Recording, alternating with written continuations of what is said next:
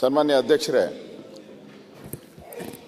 ನಾನು ಮೊನ್ನೆ RCB ನಡೆದಾಗ ಸನ್ಮಾನ್ಯ DK ಶಿವಕುಮಾರ್ ಅವರು ಕನ್ನಡ ಬಾವುಟವನ್ನು ತೆಗೆದುಕೊಂಡು ಆ ಪ್ಲೇಯರ್ಸ್ ಕೊಟ್ಟು ನಾವು ಕನ್ನಡ ಕನ್ನಡ ಕನ್ನಡ ಅಂತ ಹೇಳಿದರು.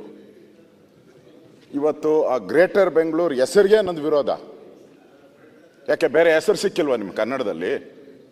ಕನ್ನಡದ ಡಿಕ್ಷನರಿಯಲ್ಲಿ ಬೇರೆ ಹೆಸರೇ ಸಿಕ್ಕಿಲ್ವಾ ನಿಮ್ಗೆ? ಅಷ್ಟು ಗತಿಗೆಟ್ಟು ಔಟತ್ತ ಕನ್ನಡ. ಯೋಚನೆ ಮಾಡಬೇಕಲ್ಲ ನೀವು. ಬೀಳ್ತಾರ ಹಿಂದೆ ಬೃಹತ್ ಬೆಂಗಳೂರು ಮಹಾಪಾಲಿಕೆ ಇತ್ತು. ಯಾರು ಬೈದಿದ್ದಾರ ನಮ್ಮನ್ನ? ಅದೇನೋ ಗ್ರೇಟರ್ ಬಿಡಿ, ಬೆಂಗಳೂರು ವಾಟರ್ ಬೆಂಗಳೂರು ಔಟ್ ಇದೆ, ಅದು ಬೇರೆ ಪ್ರಶ್ನೆ. ನಿಮ್ಮ ಗ್ರೇಟರ್ ಬೆಂಗಳೂರು ಹೆಸರನ್ನ ಯಾಕೆ ಇಡಕ್ಕೆ ಹೋಗ್ತೀರಾ ಇಂಗ್ಲೀಷ್ನೇ? ಮಹಾನ್ ಬೆಂಗಳೂರು, ಮಹಾ ಮುಂಬೈ ಮಾಡಿದಾರಲ್ಲ. ನೀವು ಇಲ್ಲಿ ಕೂತ್ಕೊಂಡು ನಮಗಿಂತ ಸ್ವಚ್ಛವಾಗಿ ಕನ್ನಡ ಮಾತಾಡ್ತಾ ಇದ್ದೀರಾ. DK ಶಿವಕುಮಾರ್ ಅವರು ಕನ್ನಡನೆಲ್ಲ ಮುಳುಗಿಸೋತಾವ್ರೆ. ಬೇಕಾಗಿತ್ತ ಈ ಬಿಲ್ಲು? ನೋಡಿ, ಇದು ಅವರು ಆ ಗ್ರೇಟರ್ ಅನ್ನೋದನ್ನೇ ತೆಗೆದಾಕ್ಲಿ. ಬೇರೆ ಕನ್ನಡ ನಿಮ್ಗೆ ಗೊತ್ತಿಲ್ಲ ಅಂದರೆ ನೀವು ಗೌರ್ಮೆಂಟ್ ಸ್ಕೂಲ್ ತಾನೇ ಓದಿರೋದು? ನಾನು ಗೌರ್ಮೆಂಟ್ ಸ್ಕೂಲೇ.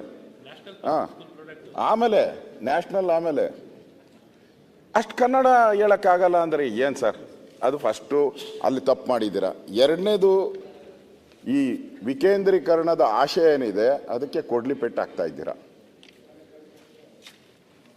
ಸ್ವಾತಂತ್ರ್ಯ ಏನು ಕೊಟ್ಟಿದ್ದೀರಿ ನಾವು ಕಾರ್ಪೊರೇಷನ್ಗೆ, ಅದನ್ನು ಹರಣ ಮಾಡ್ತಾ ಇದ್ದಾರೆ. ಸ್ವಾತಂತ್ರ್ಯ ಹರಣ ಕಾರ್ಪೊರೇಷನ್ಗೆ. ಸ್ವಾವಲಂಬಿ ಆಗಬೇಕಾಯಿತು ಕಾರ್ಪೊರೇಷನ್ನು. ಸ್ವಾವಲಂಬಿಯಾಗಿ ತನ್ನ ಕಾಲ ಮೇಲೆ ತನ್ನ ಟ್ಯಾಕ್ಸ್ ತಗೊಂಡು ನಾವು ಬದುಕಬೇಕಾಯಿತು.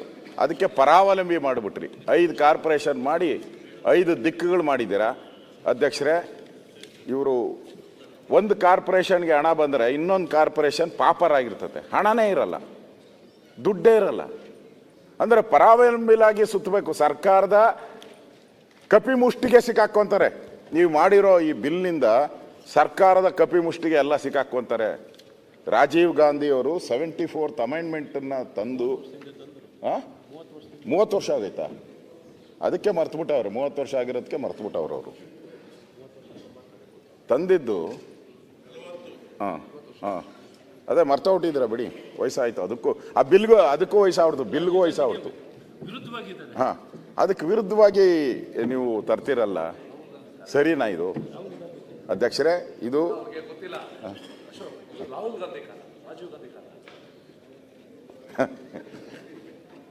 ಯಾವ ಕಾಲನೋ DK ಶಿವಕುಮಾರ್ ಅವ್ರಿಗೆ ಬಿಲ್ ಬಗ್ಗೆನೇ ನಾನು ಮಾತಾಡೋದು. ಅಧ್ಯಕ್ಷರೇ, ನಾನು ಹೇಳೋದು ಬಿಲ್ ಬಗ್ಗೆನೇ. ಇದು ಅಧಿಕಾರ ವಿಕೇಂದ್ರೀಕರಣದ ಕೊಲೆ ಮಾಡ್ತಾ ಇದ್ದಾರೆ ಇವರು. ಶಿವಕುಮಾರ್ ಅವರೇ, ಅಧಿಕಾರ ಬರುತ್ತೆ ಹೋಗುತ್ತೆ, ನೀವೇ ಗಾದೆಗಳು ಹೇಳ್ತಾ ಇದ್ದೀರಿ. ನೆನ್ನೆನೂ ಹೇಳಿದ್ರಿ ಗಾದೆಗಳನ್ನ ಎಲ್ಲ. ಏನು ಆಲೋಚನೆ ಮಾಡೋದು? ಕೂತ್ಕೊಳ್ಳಿ.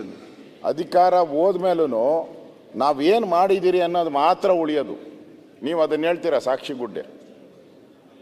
ಆ ಹೆಜ್ಜೆ ಗುರ್ತನನ್ನ ಬಿಟ್ಟು ಹೋಗ್ಬೇಕು ನೀವು. ಈ ಕಾರ್ಪೊರೇಷನ್ನಲ್ಲಿ ಬೆಂಗಳೂರಿನ ನಮ್ಮ ರಾಮಲಿಂಗಾರೆಡ್ಡಿ ಅವರು ಕೊರಗ್ತಾನೆ ಇರ್ತಾರೆ, ನನಗೆ ಸಿಕ್ಕಬೇಕಾಯಿತು. ಆಯಿತು, ನೀವು ಬಂದಿದ್ದೀರಾ, ಓಕೆ. ನಿಮ್ಮ ಒಂದು ಹೆಜ್ಜೆ ಗುರುತು ಬಿಟ್ಟು ಹೋಗ್ಬೇಕಲ್ಲ. ಇಲ್ಲಿ ಬೆಂಗಳೂರಿಗೆ ನೀವು ಈ ಒಳ್ಳೇದು ಮಾಡ್ತೀರಿ ಅನ್ನೋ ಒಂದು ಹೆಜ್ಜೆ ಗುರುತು ಬಿಟ್ಟು ಹೋಗ್ಬೇಕು. ಅಲ್ಟಿಮೇಟಾಗಿ ಅಧ್ಯಕ್ಷರೇ, ನಾನು ಹೇಳೋದು, ನೀವು ತಂದಿದ್ದೀರಲ್ಲ, ಇದರಿಂದ ಬೆಂಗಳೂರು ಜನತೆಗೆ ಏನು ಲಾಭ? ಇಷ್ಟೇ. ಇದರಿಂದ ಬೆಂಗಳೂರು ಜನತೆಗೆ ಏನು ಲಾಭ? ಓಕೆ, ಇದು ವಿಕೇಂದ್ರೀಕರಣ ಅಲ್ಲ, ಇದು ಒಂದು ರೀತಿ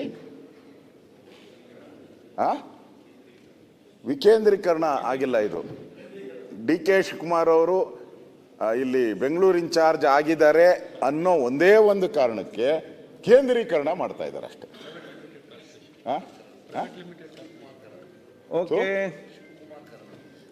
ಇದು ಬೆಂಗಳೂರೆಲ್ಲ ಹೋಗಿ ಶಿವಕುಮಾರನ ಕರಣ ಆಗಿದೆ. ಅದಕ್ಕೆ ಬೇಡ, ಇದು ವಿಕೇಂದ್ರೀಕರಣ ಆಗಲಿ. ನೀವು ಒಳ್ಳೆ ಹೆಜ್ಜೆ ಗುರುತುಗಳನ್ನು ಹಾಕಿ ಈ ಬಿಲ್ಲಲ್ಲಿ ಯೋಚನೆ ಮಾಡಿ ತರ್ತಾ ಇದ್ದೀರಾ. ಯೋಚನೆ ಮಾಡಿ, ನಿಮ್ಮ ಮೆಜಾರಿಟಿ ಇದೆ, ಪಾಸ್ ಮಾಡ್ತೀರಾ, ಅದು ಬೇರೆ ಅಲ್ಲ. ನೀವು ಹೆಜ್ಜೆ ಗುರುತುಗಳನ್ನು ಹಾಕ್ತಾ ಇದ್ದೀರಿ, ಒಳ್ಳೆ ಹೆಜ್ಜೆ ಗುರುತುಗಳನ್ನು ಹಾಕಿ. ಈ ಬಿಲ್ಲು ಒಳ್ಳೇದಲ್ಲ ಸಮಾಜಕ್ಕೆ, ದಯವಿಟ್ಟು ವಾಪಸ್ ತಗೊಳ್ಳಿ. ರಿಜ್ವಾನ್. ನಾನು 86 kg ಇದ್ದವಳು 71 kg ಬಂದಿದ್ದೀನಿ. ವಯಸ್ಸಾದ್ಮೇಲೆ ಸ್ಮಾರ್ಟ್ ಆಗಿ ಕಾಣ್ತೀರಾ ಅಂದ್ರೆ ಜಿನ್ನಿ. 126 kg ವೇಟ್ ಇದ್ದು ನಾವು ಈಗ 114 kg ಲೆಕ್ಕ ಬಂದಿದ್ದೀವಿ. ಯಾವುದೇ ಸೈಡ್ ಎಫೆಕ್ಟ್ ಆಗಿಲ್ಲ ನಮಗೆ. 84ರಿಂದ 50 kg ಬಂದೆ. ಆಮೇಲೂ ಸಣ್ಣಗೆ ಫಿಟ್ ಆಗಿದ್ದೀನಿ. ಅದಕ್ಕೆ ನಾನು ಯೂಸ್ ಮಾಡ್ತಾ ಇರೋದು ಜೀನಿ ಸ್ಲಿಮ್.